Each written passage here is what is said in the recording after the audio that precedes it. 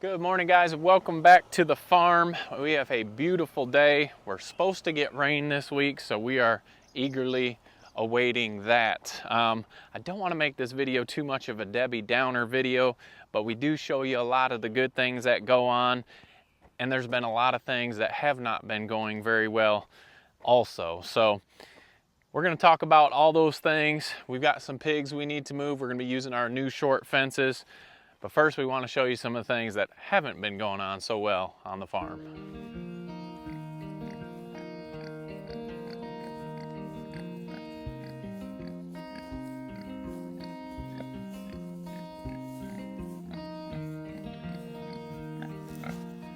All right, like I said, there is a lot of good things that happen when you start a little farm, homestead, whatever you want to do, and we like to show you all those things, but there are a lot of things that don't go very well. So we want to show you those, kind of keep it real with you guys. The first thing, we're out here with our fruit trees. This is our nectarine tree. Now, we are not experts at anything, but we are trying a whole bunch of things. I showed you this tree was loaded with nectarines. Well, you can see what happened. We have, there's a big one right there. We had a lot of Japanese beetles, and I'm thinking that is what kind of killed these off. I mean, they look like prunes. They look like raisins now. I'm not sure what happened. We did not spray anything. We're trying to be as organic and natural as possible. And I know there's things that you can spray to help, but we did not get a single nectarine off of this tree, and they are pretty much all dead. So that was the first bad thing. Since I'm here in the orchard, our peaches, they are starting to get eaten. There's a whole bunch of Japanese beetles right there on that. The beetles are just destroying our fruit trees. We've been doing some research. Obviously, we should have done research a little earlier, but I mean, if we're going to spray our fruit with pesticides, we might as well get it from the store. So we're trying to stay away from that. This is the first year we've had a lot of fruit produced, but it's not being very successful right now. So that's been quite disappointing. We're going to do some more research. If you're someone on here that is doing fruit trees successful, put down in the comments, what can we use to keep these trees healthy and the bugs off of them? But anyway, it's a learning process, but it is disappointing. So I wanted to share that with you. We're here in the garden now. We have not had a ton of rain. We've been doing some watering. You can see our squash and zucchini is struggling.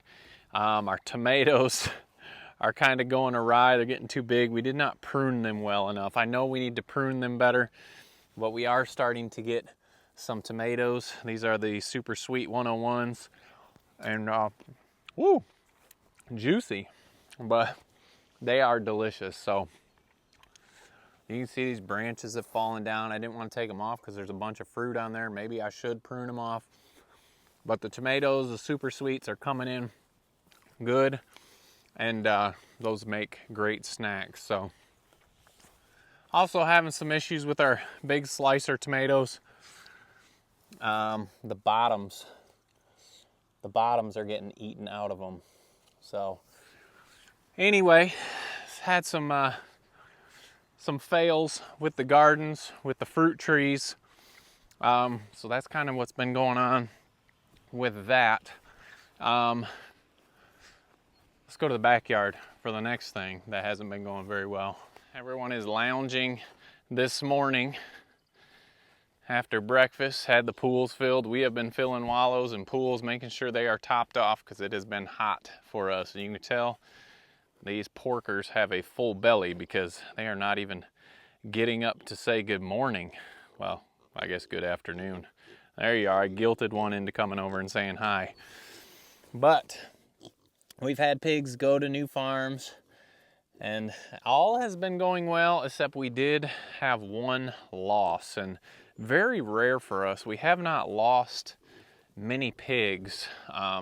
They're just very hardy animals, and we've been doing very well with them. So it was a shock to us. We had one that was out of the fence somehow. We came out to feed in the afternoon, and it was back here by this barn. I think it was shacked up in the barn next to the other pigs. Well, it came out when we were feeding. We picked it up, got it back into the pen, and later that night it was passed away. So had no clue.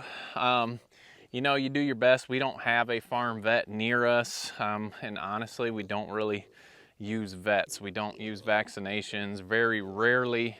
On a rare occasion when we've had young piglets and you can tell they have pneumonia, they're breathing heavy and their sides are caving in, we will use an antibiotic. Those are in very rare cases. And that pig had none of those signs. And these pigs are 10, probably 11 weeks old, and usually there's never any issues. But we had that pig and it passed later that night. We came out, we tried to give it some liquids and we tried to give it some molasses, give it a little bit of sugar to just help it out. It was just lethargic, you know, it wasn't acting quite right, and that pig passed away. And that's always tough. You think, man, what could we have done different? But what we've learned talking to others, whenever there's livestock, there is dead stock. And we've got 50, 60 pigs, and to lose one in the last couple of years, I mean, that's not bad, but it always stinks.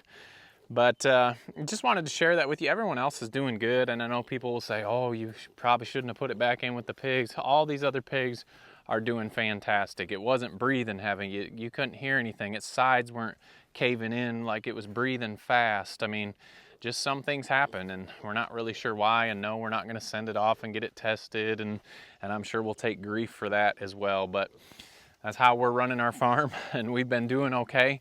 But we did lose a piglet, so our fruit trees, not doing great.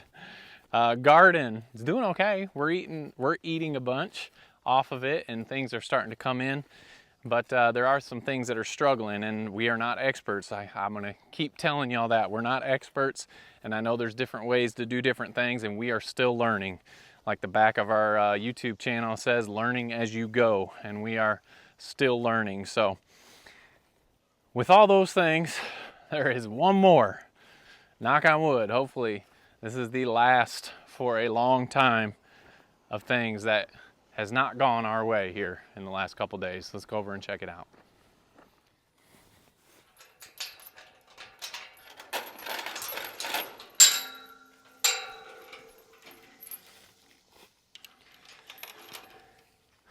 All right, we are hoping this is the last bad news we have to share with you guys for a while.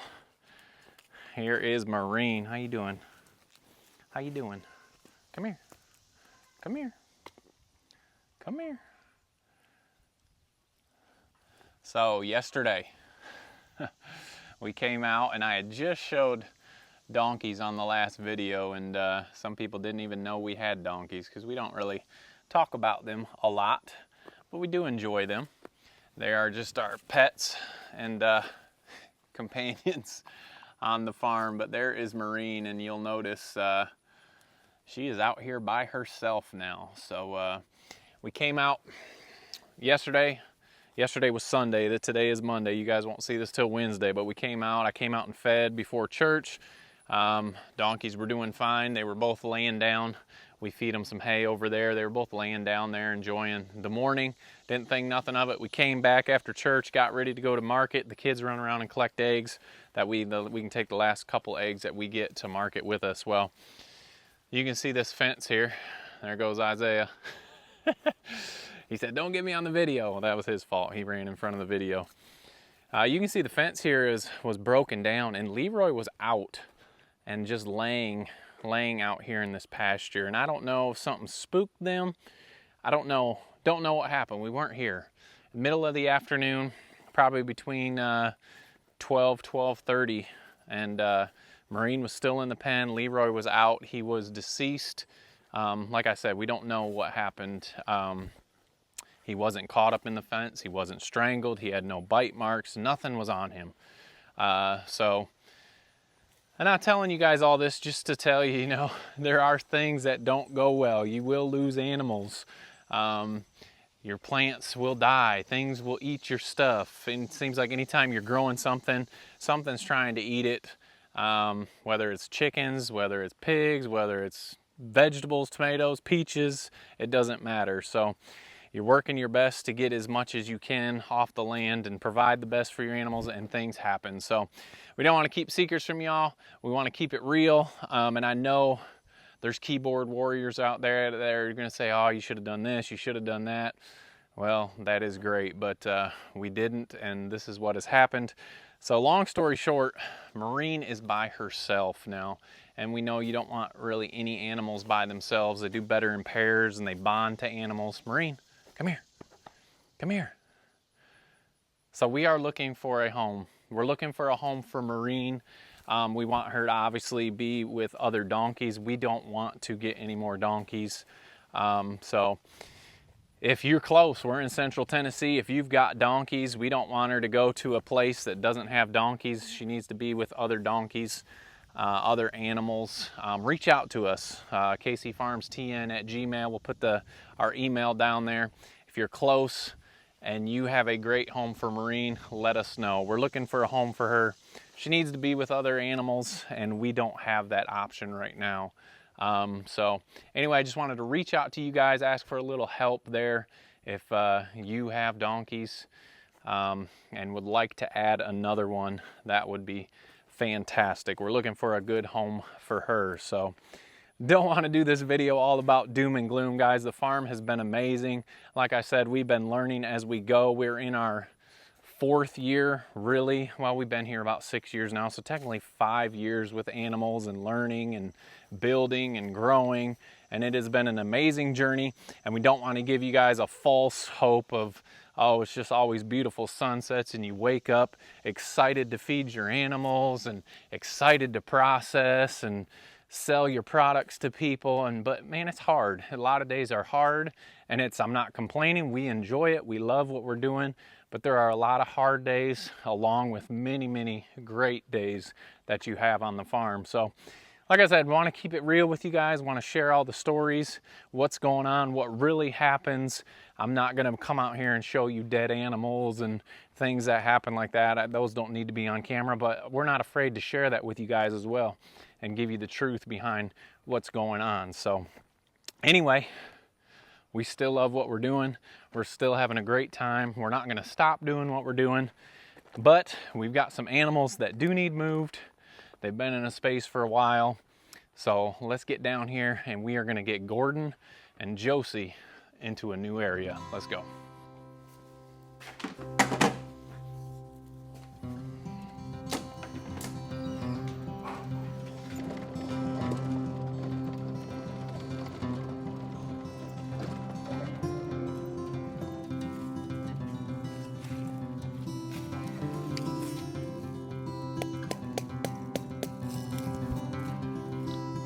Come on. How great is this? You get to move to a new spot and you get extra food. There you go. There you go. Come on, Gordon. Come on. All right, we can crawl across the fence. Either way.